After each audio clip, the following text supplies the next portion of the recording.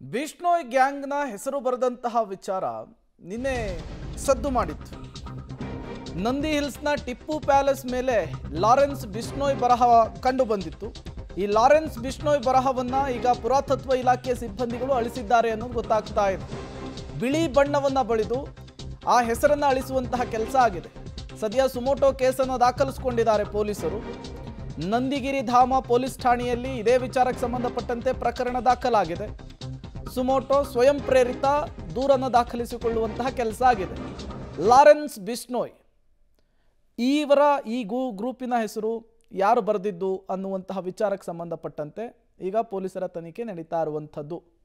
ಹಲವು ಪ್ರಕರಣಗಳಲ್ಲಿ ಲಾರೆನ್ಸ್ ಬಿಷ್ಣೋಯ್ ಹೆಸರು, ಆ ಗ್ಯಾಂಗ್ನ ಹೆಸರು ಜೋರು ಸದ್ದು ಮಾಡಿತ್ತು. ಸಲ್ಮಾನ್ ಖಾನ್ ಪ್ರಕರಣ ಸೇರಿದಂತೆ ಹಲವು ಪ್ರಕರಣಗಳಲ್ಲಿ. ಬಟ್ ಚಿಕ್ಕಬಳ್ಳಾಪುರದ ನಂದಿ ಹಿಲ್ಸ್ನಲ್ಲಿ ಇದು ಹೆಂಗೆ ಬಂತು, ಯಾರು ಬರೆದಿದ್ರು, ಅವ್ರ ಉದ್ದೇಶ ಏನು, ಎಲ್ಲವೂ ಕೂಡ ಪೊಲೀಸರ ತನಿಖೆಯ ಮೂಲಕ ಗೊತ್ತಾಗಬೇಕಿದೆ. ಬಟ್ ಆ ಬರಹಗಳನ್ನು ಅಳಿಸಲಾಗಿದೆ.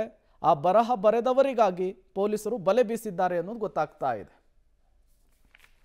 ಯಾರ್ದು ಇನ್ಫಾರ್ಮೇಶನ್ ಪ್ರಕಾರ ನಮಗೆ ಮಾಹಿತಿ ಬಂದಿತ್ತು.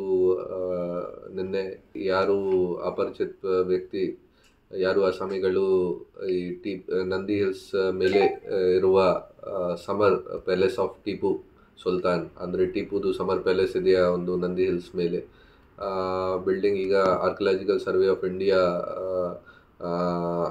ಕಂಟ್ರೋಲ್ ಅಂಡರಲ್ಲಿದೆ.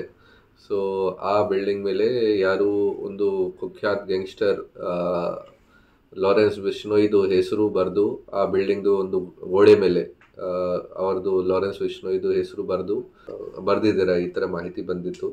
ಸೊ ನಾವು ಅಲ್ಲಿ ಹೋಗಿ ಪರಿಶೀಲನೆ ಮಾಡಿದ್ದೀವಿ. ನಮ್ಮ ಗಮನಕ್ಕೆ ಕೂಡ ಬಂದಿತ್ತು ಮತ್ತು ಸೋಷಿಯಲ್ ಮೀಡಿಯಲ್ಲಿ ಕೂಡ ಫೋಟೋ ತಗೊಂಡು ವೈರಲ್ ಆಗಿತ್ತು.